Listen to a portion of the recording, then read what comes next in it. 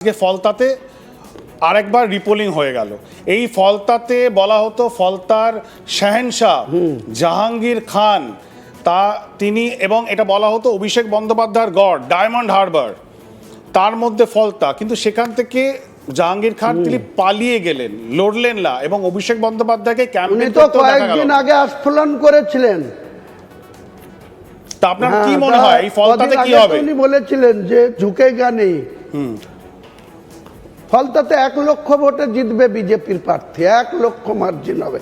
দেখে নেবেন আপনি, লক্ষাধিক মার্জিনে জিতবে। যেখানে 1,68,000 ভোটে 2024 সালে এই জাহাঙ্গীররা ভোট লুট করে অভিষেককে 7 লক্ষর মার্জিনে পৌঁছে দিয়েছিল, সে জামানা শেষ। আজকে মুখ্যমন্ত্রীর নাম শুভেন্দু অধিকারী। ইলেকশন কমিশন যে ব্যবস্থায় আজকের রিপোল করিয়েছে, এই তো সামনে রবিবারে ফল বেরাবে 24 তারিখে দেখবেন। আমি আজকে বলে রাখলাম যে লক্ষাধিক ভোটে ওখানকার মানুষ বিজেপির প্রার্থীকে জিতাবে। তাহলে যে শেরশাগিরি করতো, যে এত আস্ফালন করতো, বাঘ আজকে বিড়ালের থেকেও ম্যাও ম্যাও করছে। বাঘ তো সিংহের মতো গর্জন করে, আর বিড়াল অনেক সময় ম্যাও ম্যাও করে, আবার সে ম্যাও ম্যাও ভুলে যায়। দুটো মাছ পেলে মাছটা খেয়ে ম্যাও ম্যাও আওয়াজটাও। কিন্তু হুমায়ুন দা, এই যে বন্দ্যোপাধ্যায়ের প্রধান, হ্যাঁ, এই যে তৃণমূল কংগ্রেসের পক্ষ থেকে স্টেটমেন্ট দিয়ে বলা হলো যে জাহাঙ্গীর খান যেটা করেছেন সেটা তার ব্যক্তিগত ডিসিশন, পার্টির ডিসিশন নয়।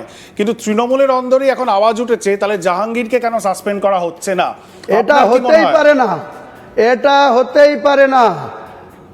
দেখুন গা, তলায় তলায় তৃণমূলের নেতারা কতজন বিজেপির সেন্ট্রাল নেতৃত্বের সাথে যোগাযোগ করছে।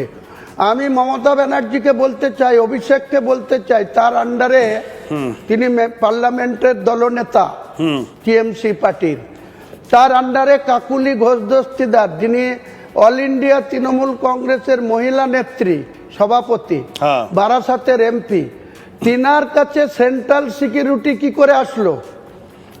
তিনি কি কারণে তিনার থ্রেড আছে? তিনি সেন্ট্রাল সিকিউরিটি 1 সেক্টর, অর্থাৎ 4টে ফোর্স, একজন অফিসার, গত 2 দিন আগে রাত্রিতে বেলায় সেন্ট্রাল সিকিউরিটি চলে আসলো আজকে। হ্যাঁ, এবং 80 জন এমএলএর মধ্যে গতকাল বিধানসভায় মাত্র 34 জন এমএলএ বিক্ষোভ দেখাচ্ছে কুণাল ঘোষ আর ববি হাকিমের নেতৃত্বে। আমাদের দেখতে, কাল আমি নিজে ছিলাম বিধানসভায়, কি পরিহাস, ভাগ্যের কি পরিহাস।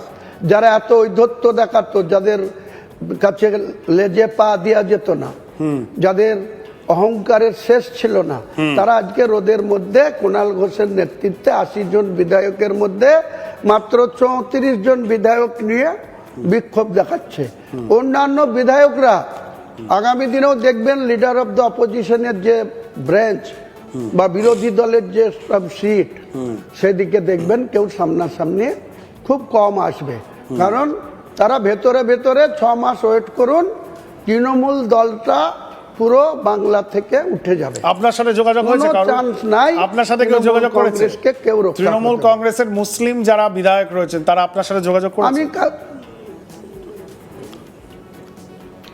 সময় হলেই জানতে পারবেন। তারা এখন আজ করছে কোন দিকে যাব। কেউ ভাবছে কংগ্রেসে যাব আর রাহুল গান্ধীর হাত ধরব, কেউ ভাবছে অন্য কিছু করব। তবে আমি বলছি, তৃণমূল কংগ্রেস পার্টিটা, মমতা বন্দ্যোপাধ্যায় যে চেয়ারপারসন, সর্বোচ্চ নেত্রী, তিনার যে ওজন ছিল বা তিনার যে হুইপ ছিল, আজকের দিনে তিনার বাড়িতে মিটিং ডেকে সবাই অ্যাটেন্ড করছে না, কেউ বিভিন্ন অজুহাতে অ্যাবসেন্ট থাকছে। আর তিনার এই ভাইপুর হাতে যে ক্ষমতা তিনি দিয়েছিলেন, তিনি আমাদের নওদায় বা মুর্শিদাবাদে গিয়ে বক্তৃতা করে বলছে যে আমাকে নাকি সেন্ট্রাল সিকিউরিটি ছেড়ে দিতে হবে, উনি আমাকে সিকিউরিটি দেবে। আমি বলেছিলাম, আপনি কোন হরিদাস পাল যে আপনি আমাকে সিকিউরিটি দেবেন? আজকে তার সিকিউরিটির কি অবস্থা, যে 100 জন পুলিশ নিয়ে রাত্রি যাপন করত, আজকে তার সিকিউরিটি কোথায় গেল?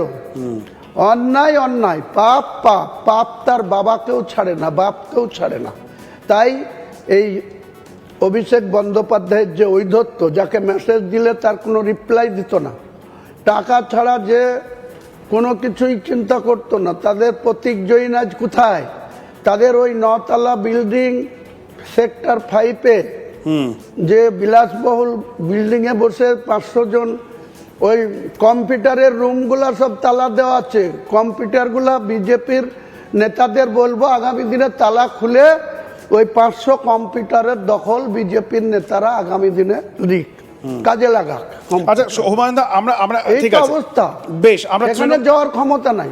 আমরা তৃণমূলকে নিয়ে কথা বললাম, আপনার প্রাক্তন দল, এবং এইগুলো নিয়ে আলোচনা হলো, কিন্তু একটু এই যে নতুন বিজেপি সরকার একের পর এক যে সিদ্ধান্ত এবং মুসলিম সমাজে তার যে প্রতিফলন, সেটাকে আপনি কিভাবে দেখছেন? 1, ইমাম ভাতা বন্ধ করা; 2, গরু জবাই বন্ধ করা; 3, রাস্তায় নামাজ পড়া যাবে না; 4, মাদ্রাসাতে বন্দে মাতরম এখন কম্পালসারি; এবং 5, এই যে বুলডোজার অ্যাকশন। এই এতগুলি জিনিস হলো, তৃণমূলের যারা মুসলিম নেতা সিদ্দিকুল্লাহ চৌধুরী থেকে শুরু করে বাকিরা, তারা তো এগুলোর বিরোধিতা করছেন। আপনি বিষয়টাকে কিভাবে দেখছেন একটু বলুন তো, কারণ আপনার তো সুর নরম দেখছি বিজেপির প্রতি। দেখুন, কোনো নরম নেই। ইনলিগেল কনস্ট্রাকশন বুলডোজার দিয়ে ভাঙছে, তে আমার বাধা দেওয়ার কি আছে? কেউ ইনলিগেল কনস্ট্রাকশন করে রাখলে তাকে বুলডোজার চালাবে, হাতুড়ি চালাবে, আর শাবল চালাবে, ভাঙবে, ওটা নিয়ে আমার কিছু বক্তব্য নাই।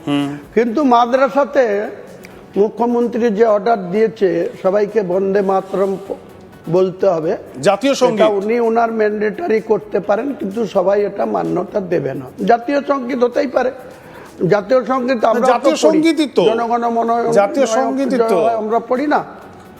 হ্যাঁ, তা সেটা মাদ্রাসার জন্য প্রযোজ্য কিনা, মাদ্রাসার ছাত্ররা সেটা কিভাবে নেবে, সেই স্কুলের হেড টিচার বা টিচার ইনচার্জ কিভাবে নেবে, সেটা আমাদেরকে আগামী দিনে। কিন্তু হুমায়ুন দা, তারা তো ভারতীয় নাগরিক, মাদ্রাসার ছাত্ররা তো ভারতীয় নাগরিক, তারা তো ভারতের যে জাতীয় হতে পারে, জাতীয় গান, সেটা তো ভারতীয় নাগরিক তো নিশ্চয়ই, নালে ভারতবর্ষে বসবাস করছে কেন?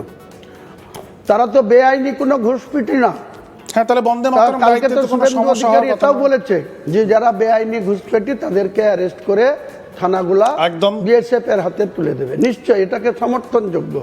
আমরা কোনো বেআইনি অনুপ্রবেশ হোক আমাদের বাংলায়, কোনো বাংলাদেশ থেকে বেআইনিভাবে কোনো লোক এসে এখানে গেড়ে বসুক, এটা আমরা কোনোদিন। কিন্তু বন্দে মাতরমের সমস্যাটা কোথায়? চাইবো না। ভারতের দেশ, তাদের জাতীয় মাটিতে গান, তারা বসবাস সেই করবে। বন্দে মাতরমের সমস্যাটা কোথায়? আমরা ভারতবর্ষের নাগরিক, পশ্চিম বাংলার নাগরিক, আমরা আমাদের গর্বের সঙ্গে বাংলায় সম্পত্তি রেখে বসবাস করি। না, কিন্তু বন্দে মাতরমের সমস্যাটা কোথায়? কাউকে জোর করে কোনো কিছু